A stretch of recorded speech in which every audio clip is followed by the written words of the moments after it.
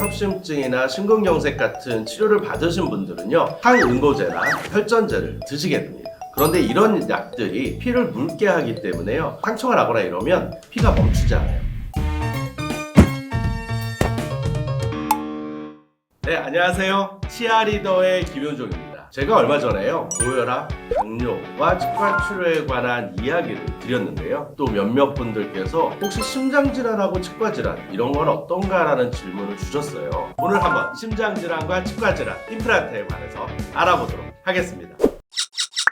심장질환이라고 하면은요, 보통 이제 크게 이 세 가지로 나눌 수가 있는데요. 첫 번째 문제는요, 심장에 선천적인 어떤 판막 질환이 있고요. 두 번째는요, 저희가 이제 심장에 협심증이란 질병이 있고요. 또 하나는 심근경색, 이렇게 세 가지로 크게 나눠볼 수가 있겠습니다. 가장 첫 번째, 저희가 아까 판막에 대해서 말씀을 드렸는데요. 대부분 다 우리가 어렸을 때 초기에 이런 심장 질환에 대해서 수술을 받게 되는데요. 그런데 문제는요, 이런 것들의 치료를 받은 분들은 세균성 심내망염이라는 그런 질환에 이완될 수가 있습니다. 그래서 굉장히 주의하셔야 되는데요. 판막에 문제가 있는 분들은요, 이런 세균이 쌓이지 않도록 하게 하는 예방적 항생제가 필요하게 됩니다.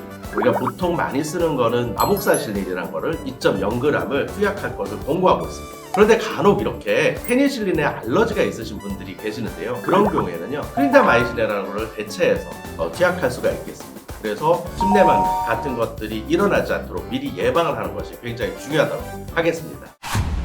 그 다음에 두 번째로 바로 협심증입니다. 심장으로 가는 혈관이 막혀서 혈액 공급이 되지 않아서 심장에 문제가 생기는 건데요. 심근경색은 심장에 혈관이 막혀서 혈액 공급이 되지 않아서 심장의 근육에 괴사가 일어나는 것을 심근경색이라고 하는 건데요. 이런 경우에는요, 약이나 좁아진 혈관을 넓혀주는 그런 스탠드 시술을 굉장히 많이 하고 있는데요. 협심증이나 심근경색 같은 치료를 받으신 분들은요, 항응고제나 혈전제를 드시게 됩니다. 그런데 이런 약들이 피를 묽게 하기 때문에요, 상처가 나거나 이러면 피가 멈추지 않아요.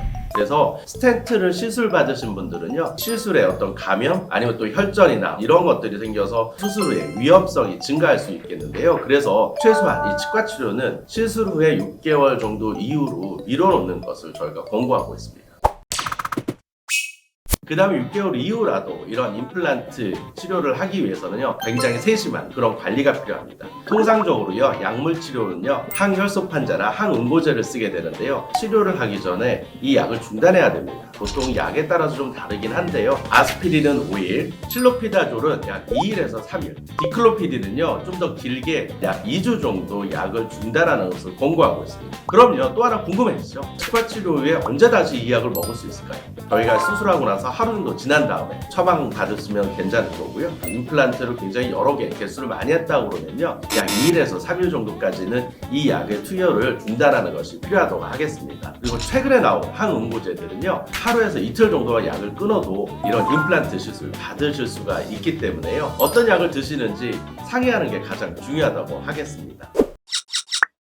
보통 이렇게 심장질환이 있으신 분들의 치과 치료의 팁은요, 아침에 받으시는 겁니다. 왜냐하면요, 아침에 시술을 받았는데 뭔가 오후까지 그 불편함이 해결되지 않는다 그러면 오후에 해결할 수가 있거든요. 만약에 이걸 오후에 한다 그러면 결국은 저녁 시간에는 우리가 응대할 시간이 부족하기 때문에 되도록이면 아침에 치료받으시기를 추천드리고요. 그 다음에 실제적으로 저희 병원에서는 경호병원이나 세브란스 병원, 저희 협력병원으로 기관 지정이 돼 있어서요, 거기 계신 교수님들하고 의뢰하고 조금 더 밀접하게 심장질환에 대해서 상의를 드려서 치료 계획을 잡고 있습니다. 그만큼 훨씬 더 안전하게 치료받으실 수가 있겠습니다. 임플란트 시술 못하는 게 아니고요, 시술하실 선생님과 상의한다 그러면 편안하고 안전한 임플란트 시술 하실 수 있겠습니다. 지금까지 치아리더의 김현종이었습니다. 감사합니다.